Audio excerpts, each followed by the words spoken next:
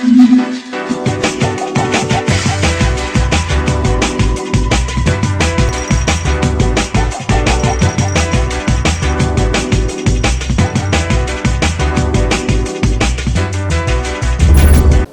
think actually while the weather's not too bad, actually got a bit of sun now, what I'll do is, what I always do is bring my tools outside and I get them all set out, and then it decides to rain. But the forecast ain't great today, but while it's sunny I'm going to bring some tools out, and I'll start by taking this this back box off as well that I've had on it as well. It's quite big that, but I like when I can keep my helmet in. I don't like to have to carry it around, so I think you just push it.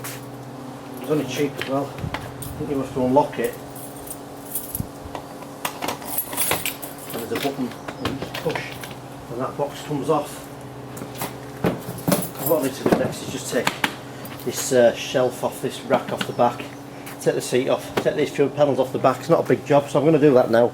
I might film a few bits of it, but if you look back through my channel on the videos when I first got this bike, you'll actually see that they are on there. So I'll get cracking. I'll just pull this seat off here, just take a couple of parts off. It just lifts off. That's out of the way, that's one thing out of the way. What I have to do next is quite good. It's all just 10mm stuff. You just put this in the socket on here, and we'll take these two parts off here. There's one at each side, and then there's two at the back here, and this rack should come back. And I've got the wire in here for the lights. It don't quite reach the floor, obviously, so it's too short. I'll get a box.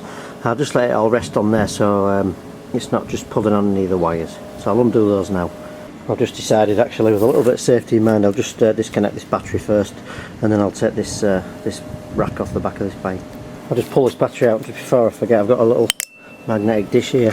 These are really good for all your little bits, rather than dropping them all, not being able to find them and spending an hour. I've also got another petrol tank here, and it's got another fuel cock on the bottom.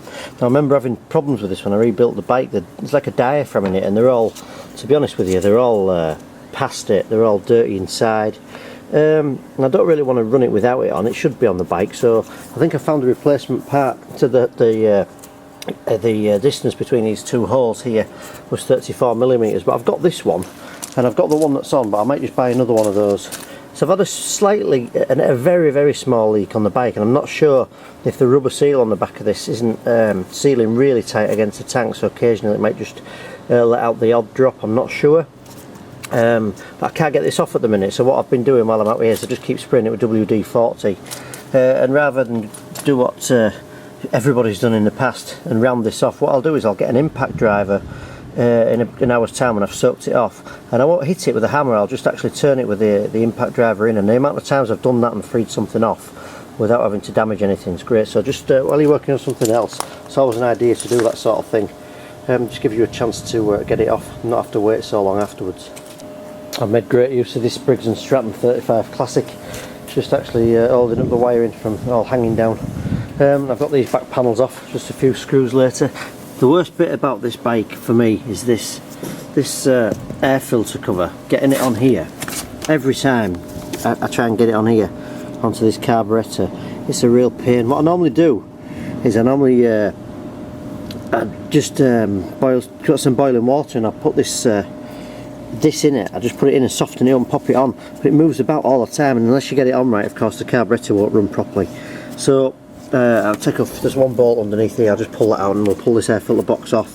And I actually tried to get a different one for it, but because this is so flat against here, I couldn't put a different one on because it always stuck out further, and I couldn't get the panels back on the bike. But it's quite annoying, really. This is one part of the bike that I really don't like.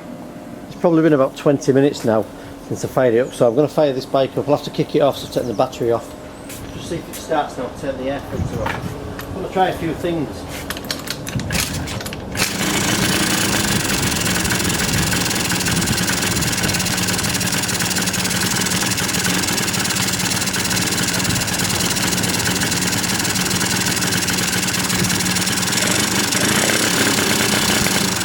So that starts, I can still get it running, but it's not convincing me really that everything's alright with it. I think it looks like it might start raining shortly, so what I'll do is I'll get my cup of tea and see what happens, and I'll take this bike inside if it starts raining. Right, the weather's given up on me, so I'm back indoors now. What I was going to do, I was going to just put the choke on this bike and I was going to leave it until it cooled down and see if it fired up. But I think now I've got the panels off it, what I'm going to do is I'm going to take the petrol tank off it. I'm going to take the carburettor off it. The reason for that is really to get this choke off the back of here. I've got to take the carburettor out and I've got to take it off. I might as well undo all these pipes to the tank and the throttle one here.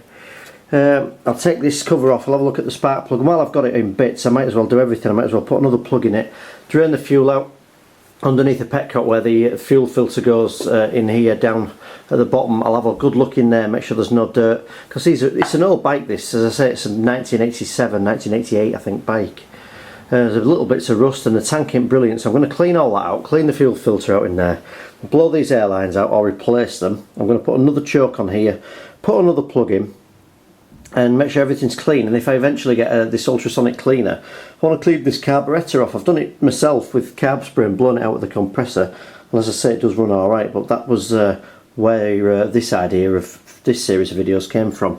Now, one thing I want to say is I do film videos like this. I've got loads of mowers on the go, but these carbs are very, very similar to what you get in such as a bowl style. This is what we call a bowl style carburettor. These are very similar to what you get on the Honda lawnmowers. Now if you see back some of my previous videos, what the Honda ones go for, there's some real good profit in them. And if you can just learn to service these, take these carburettors apart basically, put them back together, knowing that they're clean, there can be some good profit in there when you come to repairing Honda mowers. So what I'm going to do is I'm going to do it right. I'm going to take the tank off, I'm going to take the carburettor off and all the fuel lines, the spark plug.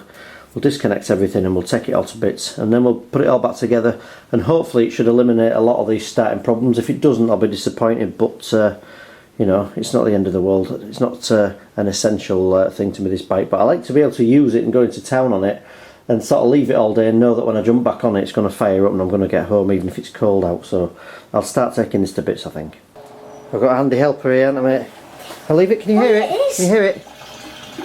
We've drained some of this off, haven't we? It's all coming off. It's quite clean, isn't it? But keep going, buddy. Get it all out.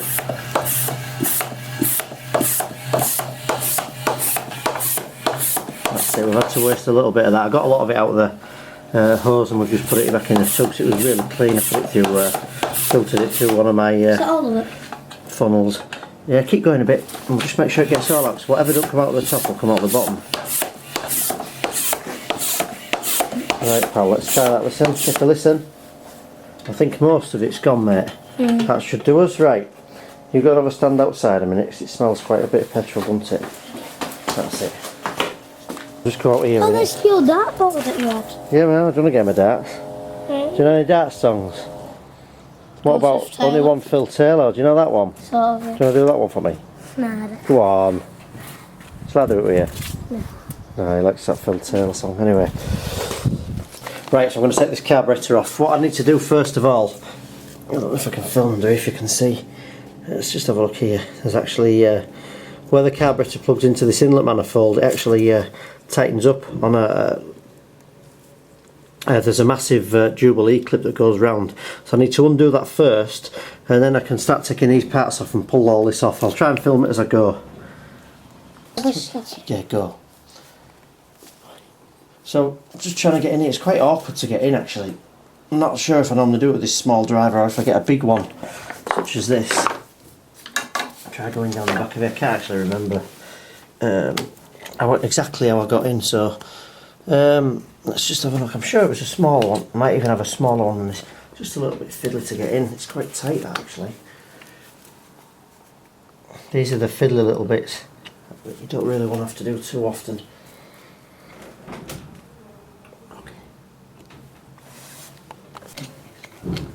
Eventually get in just a little bit.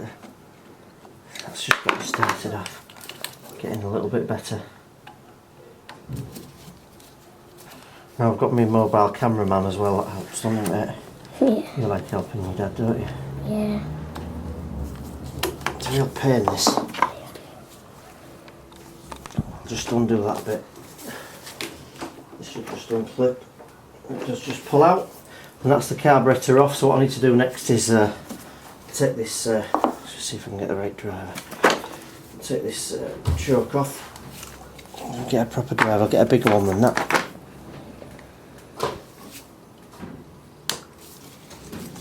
Do that.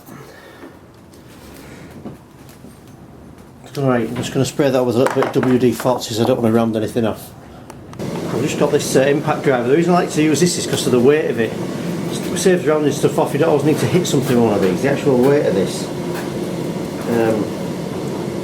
is usually enough just to crack these open. Try and film on top of here, mate. What I'm going to do is I'm going to leave that just a little bit. It's a bit of a mess, that. What I'm going to undo now is I'm going to undo this, which is the throttle. This is the throttle cable on the top, so I'm going to undo that one. Let's just get that out. Some of these parts want replacing, they're a little bit rounded off and stuff. We'll get that out of the way. That just pulls up like that. You can see in here, can you see inside there? It moves up and down. That's your throttle cable. That one pulls out like that, so that's that one out of the way. This little one at the back here, you see that one? That one there, that's the auto lube. That's where it mixes the oil for the two-stroke. This one here is your fuel line. What I generally do is get a big bolt or something like that. I might have to undo that, I can't remember. I'm just going to pull this off actually. And I normally just put something up there, just screw it up there like that. Have you got that on there, mate? And you can go up there, and that, if I just screw that in there a little bit, that just stops it all leaking out. Keep that tidy out of the way. We've got one more at the back here, which comes down. This comes from the petcock, does this one? Which I think might be causing me some of the problems. So I've got the carburetor off now. I just need to, I'm probably just going to cut a new line across there and then just get this out with a screwdriver. It's a little bit of a mess, that, so we'll soak that in something and we'll come back to that in a minute. So I eventually got this one cracked open. I was very lucky. Yeah, it was quite tight, that. And I've got a new one to go in here, so I'm hoping it comes with these screws to go in as well. So I'll take that off, pull this out of the way, and let's just get the right tool for that. A little bit of a dirty job, not too bad.